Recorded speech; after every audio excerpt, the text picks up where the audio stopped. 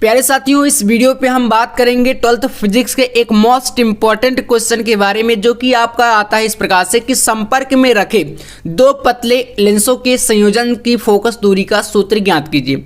यानी कि आपके सामने यहाँ पर दो जो लेंस है, यहाँ पर पतले लेंस, तो ये आपके सामने टच में रखे हैं, ठीक है ना, एक दूसरे से यहाँ पर संपर्क करके रखे गए हैं, ठीक है ना। अब इनकी जो संयोजन से यानी कि दोनों को मिलाकर जो फोकस दूरी निकलती है उसको हमें ज्ञात करना है। ये काफ़ी ज़्यादा इंपॉर्टेंट डेरिवेशन है, ठीक है।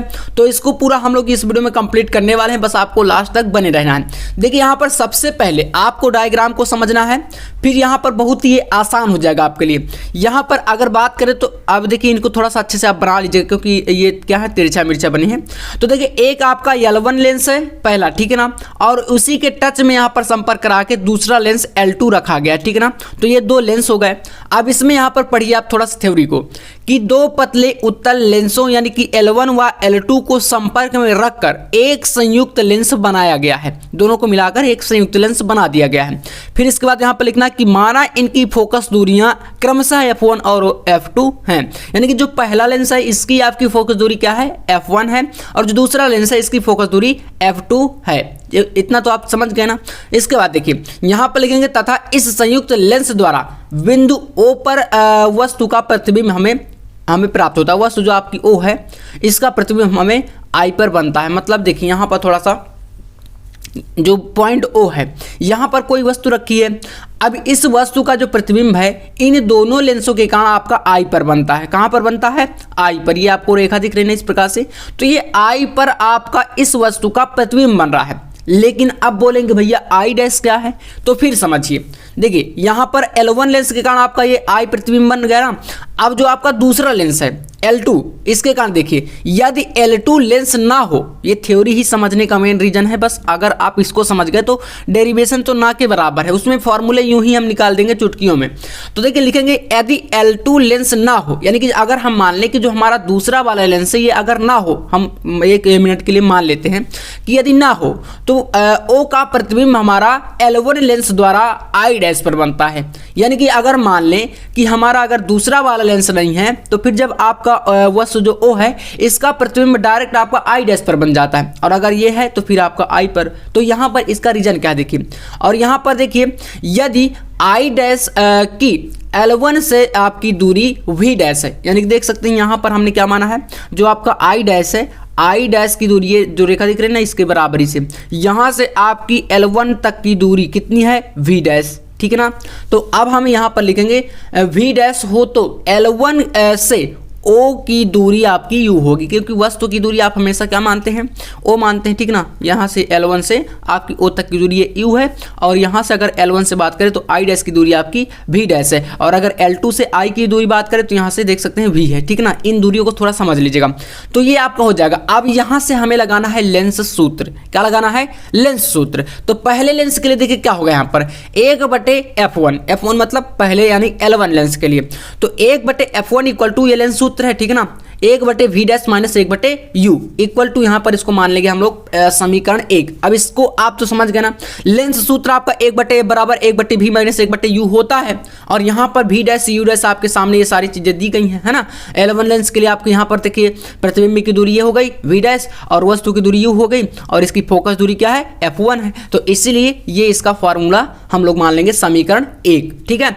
अब इसके बाद दूसरे लेंस में आइए, इसी प्रकार से दूसरे लेंस के लिए आपको फॉर्मूला तैयार करना है। तो लिखेंगे यहाँ पर थ्योरी ही है, इसको समझ लीजिए, बिल्कुल चुटकियों में कर लेंगे आप, और बहुत ज़्यादा इंपॉर्टेंट भी है। तो लिखेंगे अब प्रतिबिंब I डैश, जो आपका देखिए यहाँ पर हमारा I डैश बन रहा है ना, ये वाला, तो यहाँ पर लिखेंगे अब प्रतिबिंब I डैश लेंस L2 के लिए आभासी वस्तु का कार्य करता है, जो इसका प्रतिबिंब I पर बनाता है।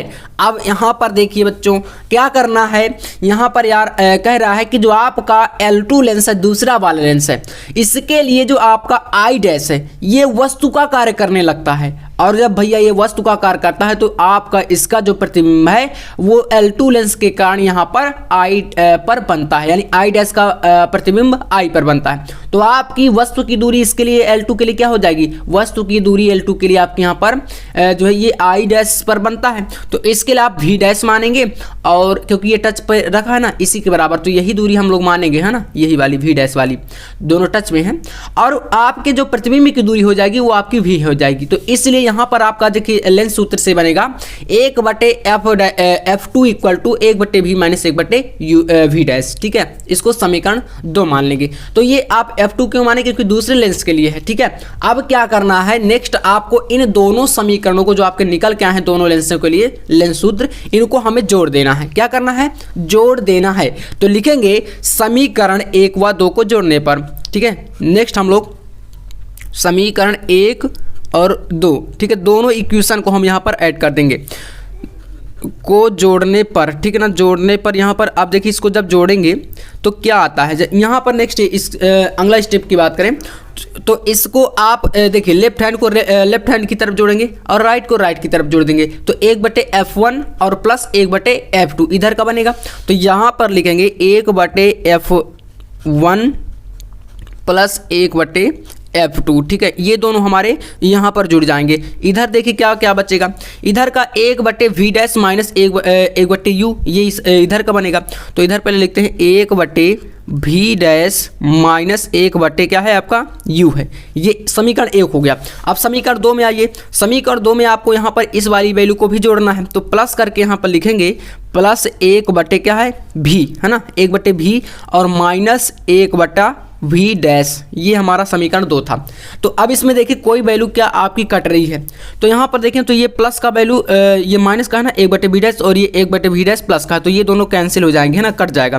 बचेगा कितना यहाँ पर, तो इसमें आपका बच जाएगा, इसमें लिखिए यहाँ पर 1/F1 plus 1/F2 equal to, यहाँ पर क्या बचेगा, देखिए ये माइनस का है ना, तो इसको बाद में कर दीजिए, इसको पहले लिख दीजिए। तो 1/V और यहाँ पर ये माइनस करके 1/U, इतना आपका ये बन गया। तो इसको हम मान लेंगे समीकरण नंबर 3। ठीक है ना, तीसरा समीकरण आप इसको मान लेंगे। इतना तो क्लियर है, यहाँ पर जोड़ने पर आपको समझ में आ गया। अब चलिए इसके बाद यहाँ पर लिखना है कि यदि, क्या लिखना है, यदि इन दोनों लेंसों के स्थान पर एक ऐसे पतले लेंस का प्रयोग करें जो U दूरी पर रखी वस्तु का प्रतिबिंब V दूरी पर बना दे, है ना, तो बनाए तो लेंस की फोकस दूरी आपकी F हो जाती है।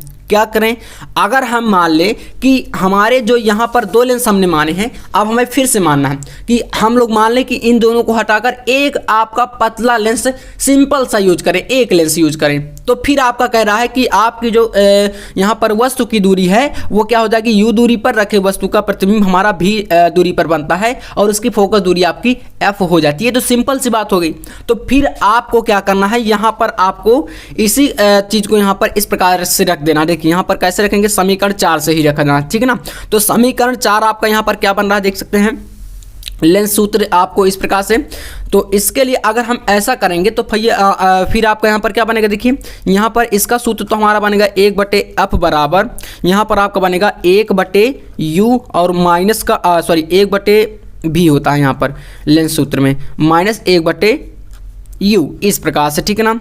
तो ये अगर हम इतना रीजन मानेंगे तो फिर आपका ये समीकरण बनेगा, क्योंकि भैया आपकी जो फोकस दूरी है वो F है ना, और आपकी यहाँ पर प्रतिबिंब की दूरी V और वस्तु की दूरी U। तो आपका अगर ये रीजन हम मानेंगे तो फिर ये समीकरण बनेगा। तो इसको मान लेंगे हम लोग समीकरण 4, ठीक है ना। 3 समीकरण मान चुके हैं। अब क्या करेंगे, लिखना है समीकरण 3 की हम लोग समीकरण 4 से तुलना कर देते हैं। बस अब कुछ नहीं करना आपको, यहाँ पर लिख देना है कि समीकरण 3 की, ठीक है ना, समीकरण 3 की 3 व 4 लिख दीजिए इस प्रकार से, है ना। 4 की तुलना, कंपेयर करना है आपको, तुलना करने पर, ठीक है ना, तुलना करने पर। तो जब देखिए तुलना करेंगे तो क्या बनेगा, यहाँ पर अगर आप तुलना करते हैं तो इसमें देखिए थोड़ा सा आप लोग 1/V माइनस 1/U, ये आपका यहाँ पर देख रहे हैं, ये भी वही चीज़ है। तो इसके बराबर यहाँ पर क्या है, 1/F है, तो अब आप इसको पहले लिखिए इधर का, यहाँ पर इधर का लिखें तो 1 बनता है आपका F1, ठीक है ना, प्लस 1 F2, ये चीज़ आपकी इधर की बन गई।